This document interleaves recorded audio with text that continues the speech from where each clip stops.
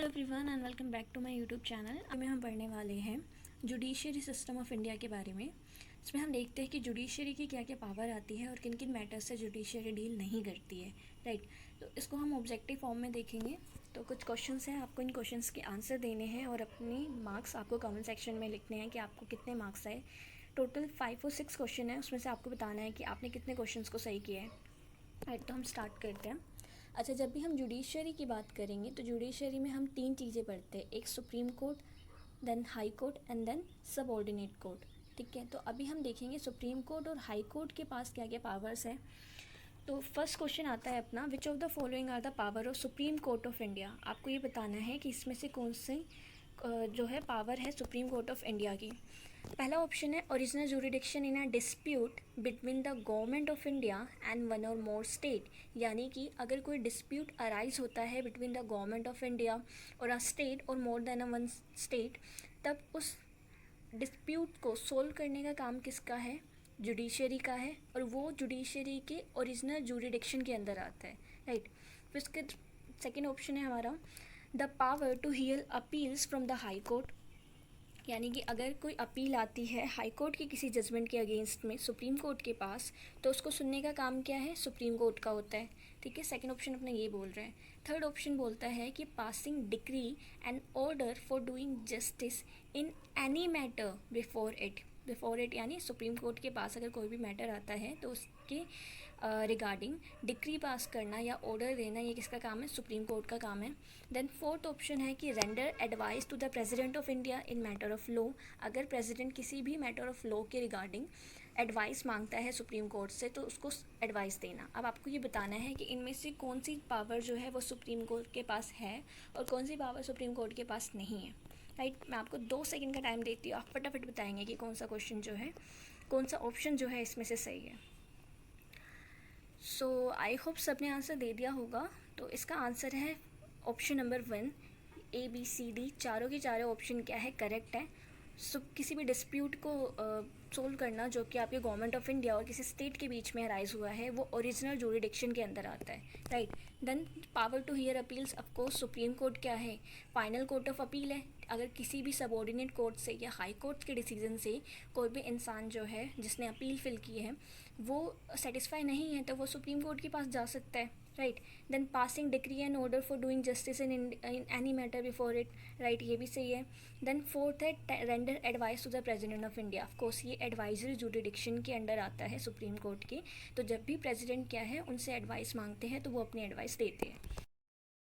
तो अब हम अपने सेकंड क्वेश्चन की तरफ आते हैं। हमारा सेकंड क्वेश्चन बोल रहा है कि आपको करेक्ट स्टेटमेंट बतानी है जो नीचे स्टेटमेंट्स दी गई हैं। तो स्टेटमेंट्स पढ़ते हैं। स्टेटमेंट्स क्या है? पहला स्टेटमेंट बोलता है कि the idea of a common civil code is forth in article 44 of the constitution, right. Then second statement बोलता है कि the writ jurisdiction of high court is wider than the supreme court, right. तो ये statement हो गई। Then next statement क्या बोल रहा है कि The Supreme Court of the India, the first fully independent court of the country, was set up under the Constitution of India in 1950। तो आपको इसमें से करेक्ट स्टेटमेंट बतानी है। तो आपके पास 2 सेकंड का टाइम है। अगेन आपको करेक्ट आंसर बताना है। सो आई होप आपने करेक्ट आंसर बता दिया होगा। तो इसका करेक्ट आंसर है 1, 2 एंड 3। तीनों स्टेटमेंट्स क्या है वो सही है। अब ज़रा स्टेटमेंट पढ़ लेते हैं कि हमें पता है कि हमारा यूनिफॉर्म सिविल कोड आर्टिकल 4 आपका DPSP के अंदर आता है। देन सेकंड स्टेटमेंट बोल रहा है कि writ jurisdiction of high court is wider than that of supreme court. तो यहाँ पे ये स्टेटमेंट क्यों कही गई है?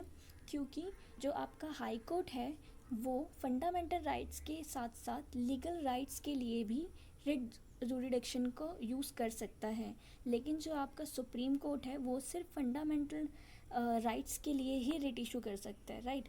तो इसलिए ये स्टेटमेंट यहाँ पे बोला गया है। देन थर्ड स्टेटमेंट बिल्कुल सही है कि 1950 में constitution of under the constitution of India 28 जनवरी 1950 में आपका सुप्रीम कोर्ट बना था। तो ये तीनों स्टेटमेंट आपकी करेक्ट हैं। तो अब हम आते हैं अपने थर्ड क्वेश्चन पे। हमारा थर्ड क्वेश्चन क्या बोलता है? An appeal shall lie to supreme court from any judgment of a high court if the high court.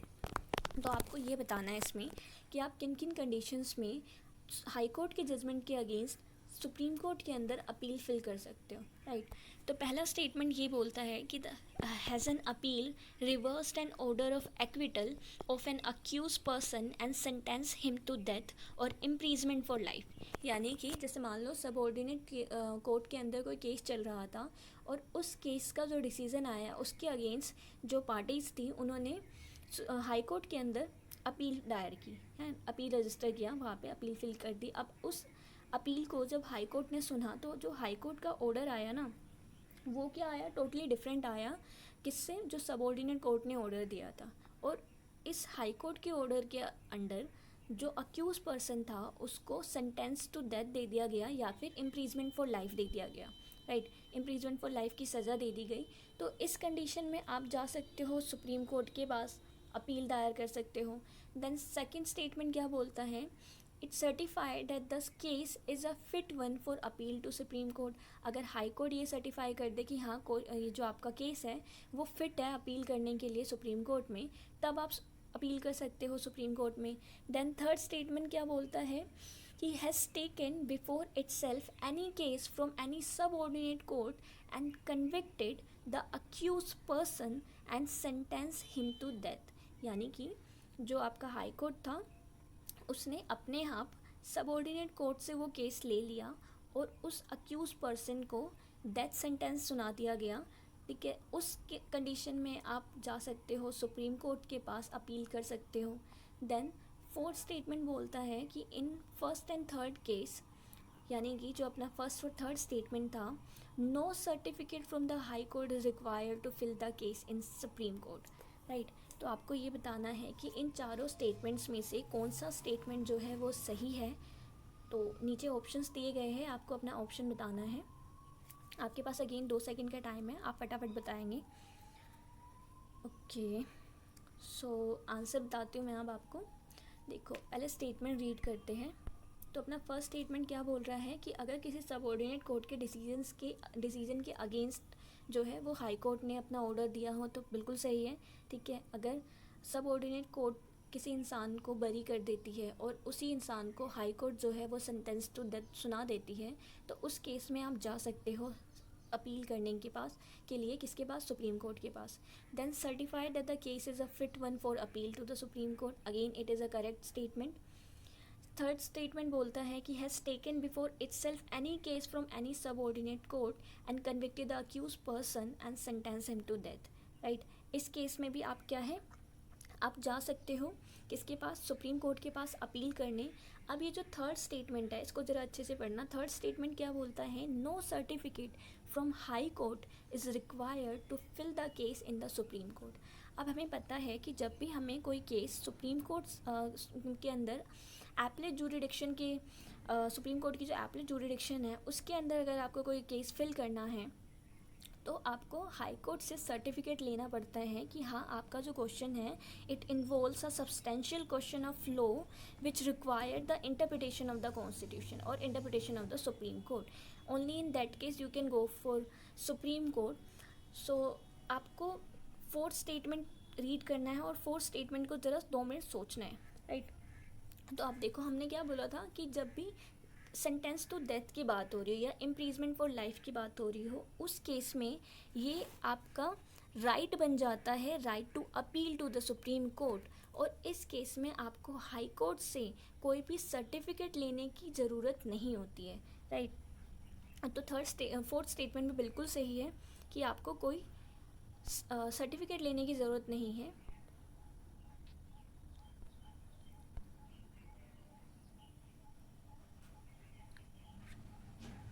But prior to 1970 यानी कि 1970 से पहले इस स्टेटमेंट को अगर आप रीड करो तो 1970 से पहले क्या था, सिर्फ जब सेंटेंस टू डेथ दे दिया जाए सिर्फ तभी आप क्या है सुप्रीम कोर्ट जा सकते थे। लेकिन 1970 के बाद इस क्रिमिनल एपेलेट जुरिडिक्शन को और एनलार्ज कर दिया गया और उसके अंदर ये बोला गया कि अगर आपको इम्प्रीजमेंट फॉर लाइफ दिया गया हो तब भी आप क्या है सुप्रीम कोर्ट के पास जा सकते हो और ये आपका मैटर ऑफ राइट है कि आप सुप्रीम कोर्ट के पास क्या है अपील कर सकते हो और उसमें आपको कोई भी सर्टिफिकेट लेने की ज़रूरत नहीं है हाई कोर्ट से। तो इसका करेक्ट आंसर होगा आपका A B C and D चारों स्टेटमेंट क्या है, अपनी करेक्ट है। नेक्स्ट तो अब अपने फोर्थ क्वेश्चन की तरफ आते हैं। हमारा फोर्थ क्वेश्चन क्या बोल रहा है कि हमें ये 4 स्टेटमेंट्स पढ़नी है और इसमें से इनकरेक्ट स्टेटमेंट्स को इनकरेक्ट स्टेटमेंट बताने की कौन सी स्टेटमेंट इनकरेक्ट है। तो हमारा फर्स्ट स्टेटमेंट है the office of leader of the house, leader of opposition and whip are accorded statutory recognition in 1977। Right, क्या बोल रहा है कि जो लीडर ऑफ हाउस का जो ऑफिस होता है और लीडर ऑफ ऑपोजिशन का और जो विप का ऑफिस होता है वो उसको स्टेटरी रिकॉग्निशन मिली है 1977 में। देन एडजर्नमेंट सिन 9 का मतलब होता है terminating a sitting of parliament for an indefinite period. ये स्टेटमेंट करेक्ट है या नहीं ये बताना है आपको। देन थर्ड स्टेटमेंट क्या बोल रहा है, when the resolution for the removal of a speaker is under consideration he can not preside at the sitting of the house and also can not vote in the proceeding of the house. Right, fourth statement पे आते हैं। Fourth statement बोलता है the power of the speaker to conduct businesses और maintaining order in the house is outside the jurisdiction of any court। Right, तो इसमें से आपको करेक्ट स्टेटमेंट बताना है। तो आपके पास 2 सेकंड का टाइम है, आप फटाफट बताएंगे कि कौन सा स्टेटमेंट करेक्ट है।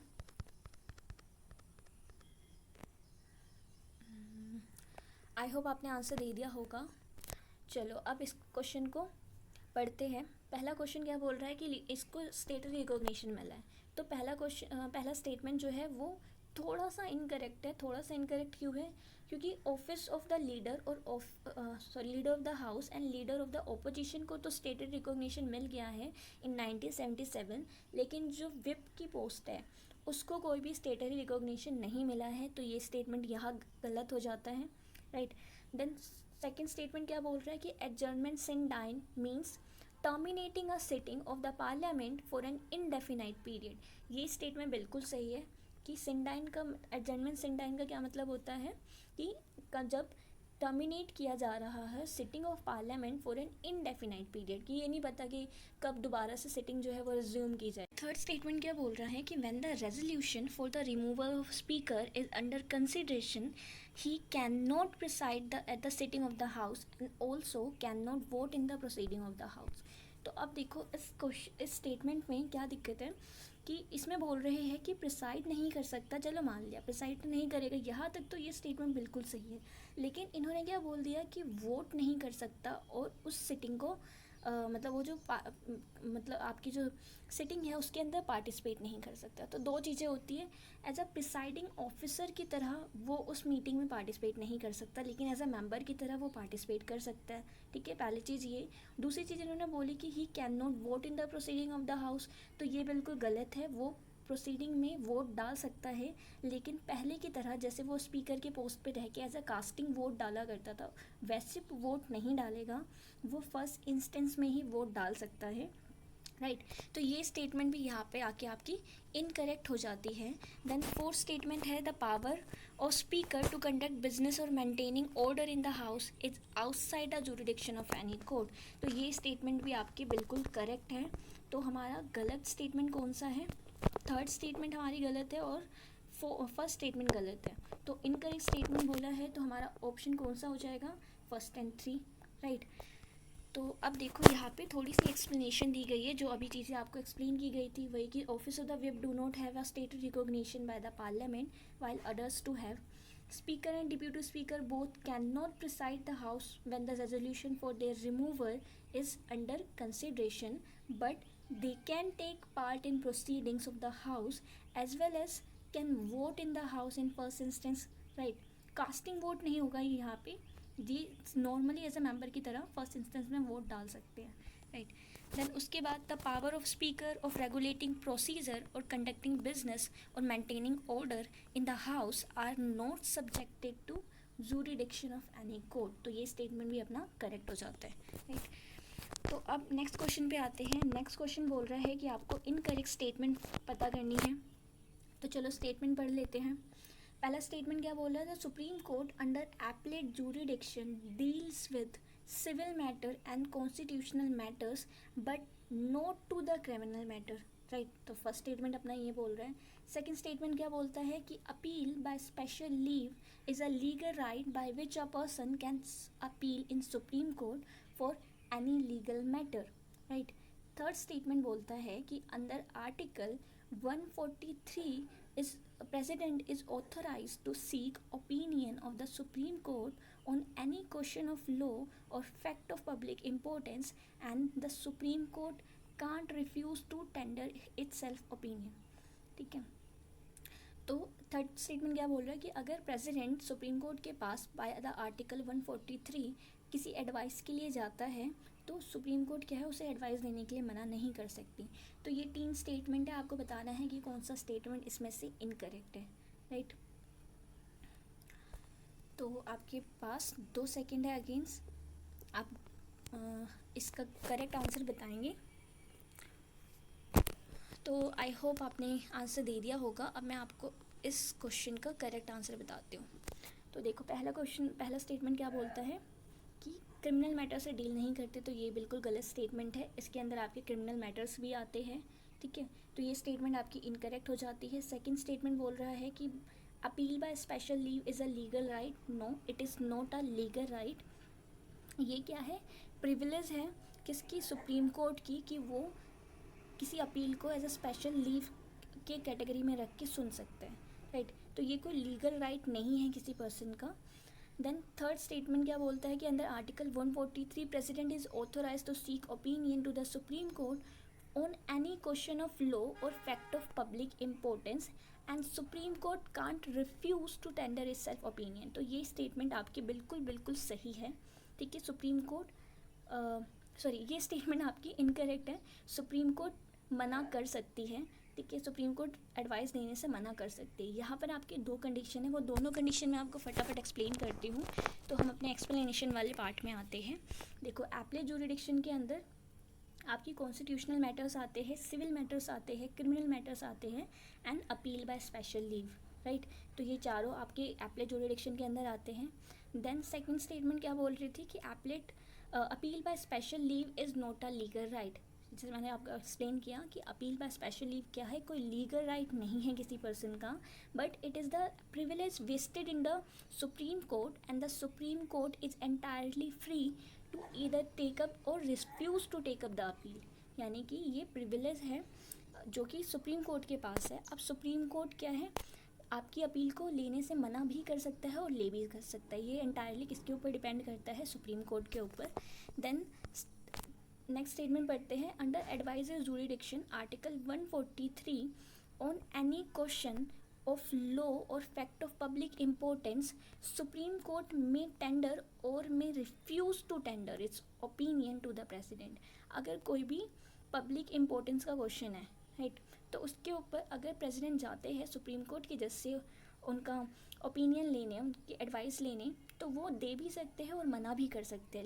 लेकिन यहाँ पे सेकंड पॉइंट क्या है, but when on questions related to any pre constitutional treaty or agreement Supreme Court must tender its opinion to the president. यानी कि जैसे मान लो कि प्रेसिडेंट किसी गए हैं किसके पास, सुप्रीम कोर्ट के जज के पास एडवाइस लेने किस मैटर के ऊपर, कोई भी प्री कॉन्स्टिट्यूशनल ट्रीटी हुई हो, यानी कॉन्स्टिट्यूशन बनने से पहले कोई भी ट्रीटी हुई हो या कोई भी एग्रीमेंट किया गया हो, उसके रिगार्डिंग अगर एडवाइस चाहिए तो सुप्रीम कोर्ट को एडवाइस देनी पड़ेगी, सुप्रीम कोर्ट मना नहीं कर सकते। तो आई होप ये क्लियर होगा आपको वीडियो पसंद आई हो तो वीडियो को लाइक करना ना भूलें और अपने दोस्तों के साथ शेयर करना ना भूलें। और अगर अभी तक आपने मेरे चैनल को सब्सक्राइब नहीं किया तो चैनल को सब्सक्राइब करें and also press the bell icon, ताकि आपको मेरी आने वाली हर वीडियो का नोटिफिकेशन मिलता रहे।